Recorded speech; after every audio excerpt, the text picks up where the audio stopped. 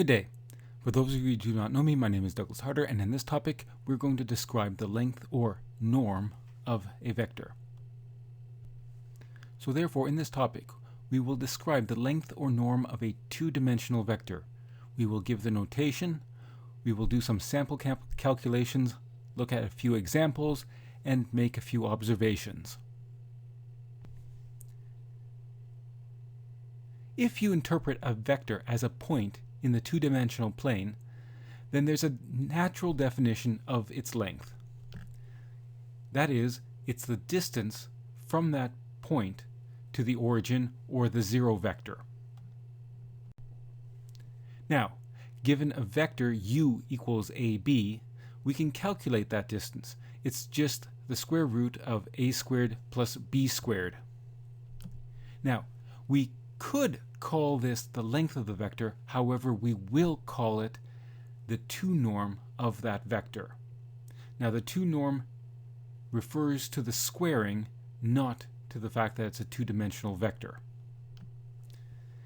If I was just simply giving you a vector v, we would write down its norm as the first entry of v squared plus the second entry of v squared, all square rooted.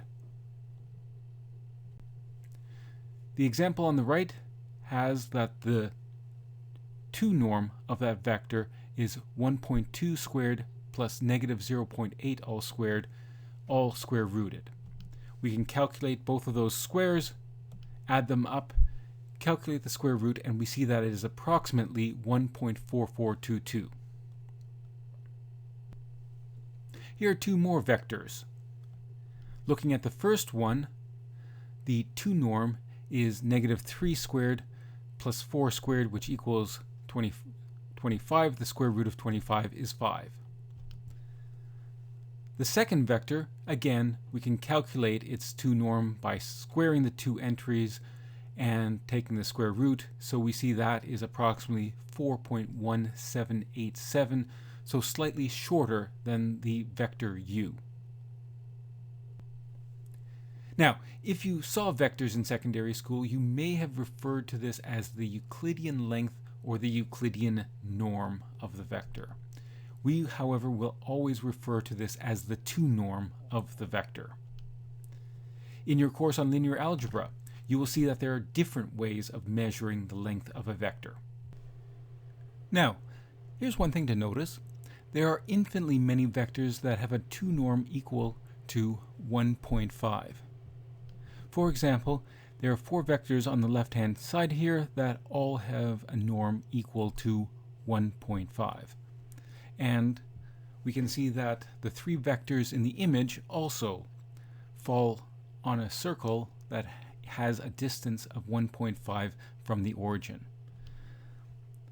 These 3 vectors are approximated here as follows. Notice that for any two-dimensional vector, the 2 norm of that vector is greater than or equal to 0, and the 2 norm is equal to 0 if and only if the vector is the 0 vector. Let's prove this. If v is equal to the vector ab, where a and b are real, then a squared is greater than or equal to 0, and b squared is greater than or equal to 0. Thus, we can sum those 2 up to see that a squared plus b squared is greater than or equal to 0. But if x is greater than or equal to 0, then the square root of x is greater than or equal to 0, and therefore the 2 norm of v must also be greater than or equal to 0. Now, if v is the 0 vector, it follows that we can calculate its 2 norm very easily and see that yes, the 2 norm of the 0 vector is indeed 0. If v is a vector ab that is not equal to the 0 vector, then either a is not equal to 0 or b is not equal to 0 or both. If a is not equal to 0, a squared is greater than 0. And therefore, because b squared is greater than or equal to 0, it follows that the sum of these 2 must be strictly greater than 0. But recall that if x is strictly greater than 0, then the square root of x is also strictly greater than 0, and thus the 2 norm of v must also be strictly greater than 0. On your own time, you can show that the same is true if b is the entry that is not equal to 0. Thus, we see that the 2 norm of a vector is equal to 0 if and only if that vector is indeed the 0 vector. So, in this topic, we've introduced the 2 norm of a vector. That is, it is the square root of the sum of the squares of the entries of that vector. It measures the distance from that vector to the origin.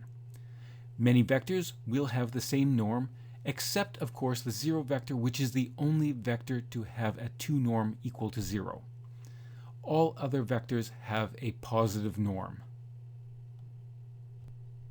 Here are some references, acknowledgements, the colophon, and a disclaimer. Cheers!